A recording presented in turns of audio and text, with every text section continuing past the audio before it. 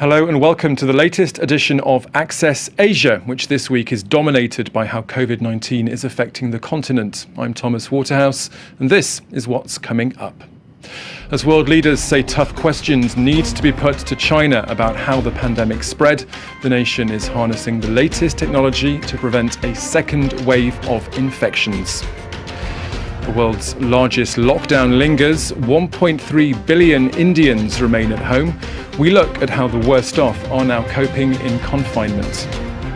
And the virus has also dealt a blow to Thailand's professional boxers. With tournaments cancelled and sport halls shut, many fighters have found themselves out the ring, out of work and out of pocket. We begin this edition in the birthplace of this whole pandemic. Mobile data is becoming a key tool against COVID-19 in China. Across the country, local authorities are increasingly working hand in hand with the technology provided by health tracking apps.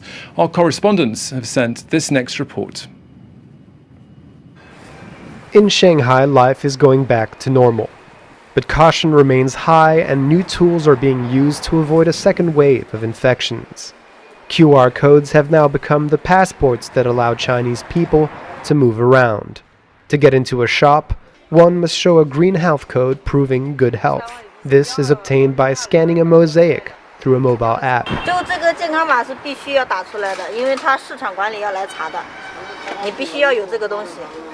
The green health code depends on a number of different factors, including travel history in the last 14 days.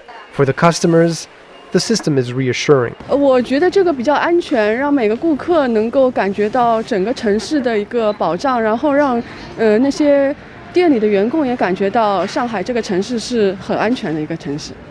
But for those who obtain a red code and are in good health, no explanation is given.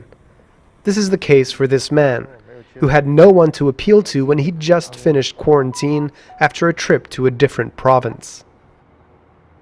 因为我们这边写字楼就是需要登记嘛，还需要每天的一个测温，第一次需要出示这个随身码，它需要判断你是否正常健康，所以就是我当时是红色，就没有办法，不太合理吧，但是也是一种防疫的一种手段吧。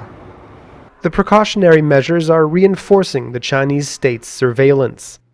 After analyzing the code of one of these apps, this journalist found that once registered, the user's data was handed over to the police. There's nothing on the app to tell you that the police are in any way involved. It says that this is a government service, but then it doesn't sort of specify beyond that, so it's pretty surprising to then see this beacon that's immediately going to police. Has the pandemic become an opportunity for China to boost surveillance of its citizens? According to the authorities, these are just exceptional measures. Fears abound across South Asia that the region could soon become a new frontline in the battle to contain COVID-19. The Indian government has extended its lockdown, but some state ministers are nevertheless eager to see wealth now become a priority over health. The crisis has pushed millions off the job, with many migrant workers flocking to their regions of origin because they can no longer pay their city rents or buy food. Our bureau in New Delhi has sent this. We're outside the All India Institute of Medical Sciences, the country's most prestigious public hospital, where hundreds of people are living in makeshift shelters of this kind, waiting for the hospital to reopen its doors for patients with non-COVID ailments. Cancer का इलाज कराने के लिए आए। Corona की वजह से ये जो है इलाज बंद हो गया। इलाज बंद हो गया तो कम से कम सुझाव तो दे या हमारी दवाइयों का इंतजाम तो करें। With the lockdown in place, they can't go back home nor get the medical care they traveled for. So they are stuck living in these unhygienic conditions, 20 or more people in each tent, with temperatures already soaring above 30 degrees. हम 600 kilometre दूर से आए, operation भी होगा, अच्छी तरह operation होगा। घर जाना चाहते तो जा भी नहीं सकते, कैसे जाएंगे, मतलब बंद रहेगा तो। Elsewhere in the capital, food distribution points have sprung up all across the city. Each year, 45 million migrants come to Indian cities in search of jobs. A large majority of them have lost those jobs now and no longer have the resources to feed themselves. Bihar के रहने वाला हूँ, मिस्त्री का काम करते हैं। एक बार काम बंद हो गया तो दिक्कत हो गया। अब तो इसी तरह लाइन में लग कर खाना खा रहे हैं, बच्चा पाल रहे हैं, भूख मार रहे हैं। The Indian government has announced a food-based relief package of over 20 billion euros. The goal is to get free food to nearly 800 million vulnerable Indians.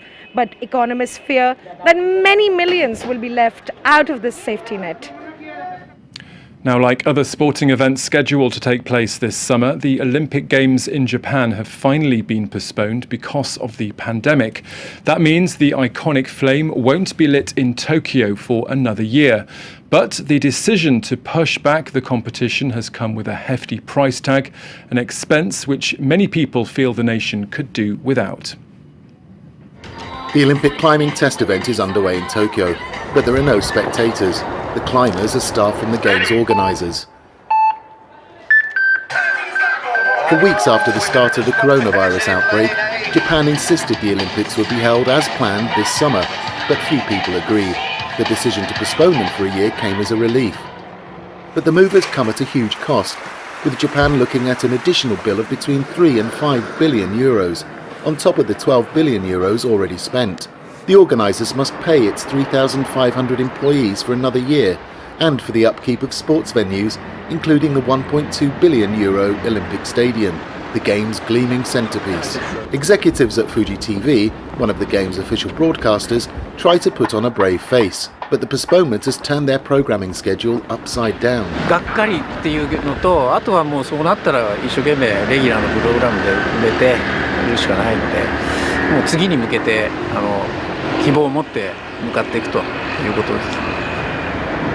Cancellation of the Games would have been unthinkable.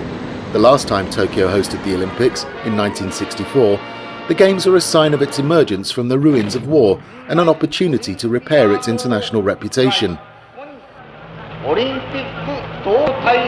The 2020 event has been dubbed the Recovery Games, a reference to the earthquake, tsunami and Fukushima nuclear disaster that struck in 2011. The hotel sector is reeling from the decision to postpone. Near the main stadium, this hotel offers rooms decorated in the kawaii or cute style known to fans of Japanese pop culture. Despite doubling its rates, the hotel was fully booked this summer. Weeks later, every reservation has been cancelled. 泊数でいくと100泊弱、金額でいくと400万以上の、損失が、現状出てますとか、秋とかの予約を取っていかないといけない時期なんですが、日本に来ることができるかっていうのがわからない状況。There are doubts over the future of the athletes' village. The plan was to turn it into 4,000 private apartments after the Olympics. A quarter had already been sold when the Games were postponed. Their new owners will simply have to wait. Despite the turmoil, Tokyo's authorities are trying to stay upbeat, including the city's governor Yuriko Koike. フランスのスポーツファンの皆さん、そしてアスリートの皆さん、心からおもてなしできるように、感染症をどうやって防止するのか、みんなの知恵を集めて必ず素晴らしい大会になること、皆さんと共に成功を目指して頑張っていきたいと思っています。Anti-Olympic activists don't share Koike's optimism. They want the games cancelled altogether. 今回の東京オリンピックの延期を日本政府が発表して、今度はこのコロナに打ち勝ったオリンピックとして演出しようと、福島のことはどこに行ったのかということも一つありますし、そのためにオリンピックを強行するというような逆転した、やり方をまたやろうとしていることは本当に許しがたいことで。Away from the fray, athletes have been spending the spring trying to train, doing their best not to think about the virus or the game's postponement. Dorfman, like his rowers, is learning to be patient. A state of emergency was declared in Japan in April, forcing him to cancel training sessions and sending his athletes back inside their homes. Well, staying with the sporting theme, we head now to Thailand. The boxing community there has found itself not only out of pocket, but also missing out on the usual high adrenaline action. The coronavirus has led to gyms and stadiums closing their doors and competitions being cancelled. And the strict social distancing rules mean that boxers aren't now actually allowed to box normally. This former Muay Thai world champion hasn't hung up his gloves, even if it means sparring the air between him and his trainer. Thailand's professional fighters are up against a new reality. Gyms are closed and tournaments are cancelled, and the pandemic has left them out of work. 20,000 ถึง 30,000 ครับแต่มาเจอโลกนี้ก็ชีวิตเปลี่ยนกลับเป็นไม่มีรายได้เข้าหามีแต่รายจ่ายครับ The Muay Thai scene has taken a beating. In early March, a packed-out arena in Bangkok led to hundreds of infections, and stadiums were among the first places to close. Since age 11, Somyong had been training around 7 hours a day. Now he's back in his home province, helping on the farm, and he's worried about what will happen without the constant surge of adrenaline. ถ้าเราไม่ได้ชกเราก็ไม่มีเงินนะพี่เราก็ไม่ได้ใช้แต่แบบร่างกายเราถ้าเราหยุดนานร่างกายเราก็อาจจะไม่เหมือนเดิม As with most pro fighters in Thailand, Somyong started training as a child, and the ring was a way out of poverty for him and his family. Like many others, he doesn't have a valid Thai ID and won't qualify for government assistance. For the moment, he's left to relive his past fights and mull over the future. And we end this edition with a safety sing-song. A few weeks ago, a music video released by Thailand's rail operator went viral. A video in which Bangkok train workers showed commuters how best to protect themselves when travelling on the network there. Now it's the turn of the country's soldiers to release a catchy song. In the clip, members of the Royal Thai Army urge citizens to strap on a face mask and separate their cutlery, and they also call for their fellow countrymen and women to stand united and disciplined in their efforts to stamp out the deadly virus. And that wraps up this edition of Access Asia. Thanks for watching, and do stay tuned to France 24.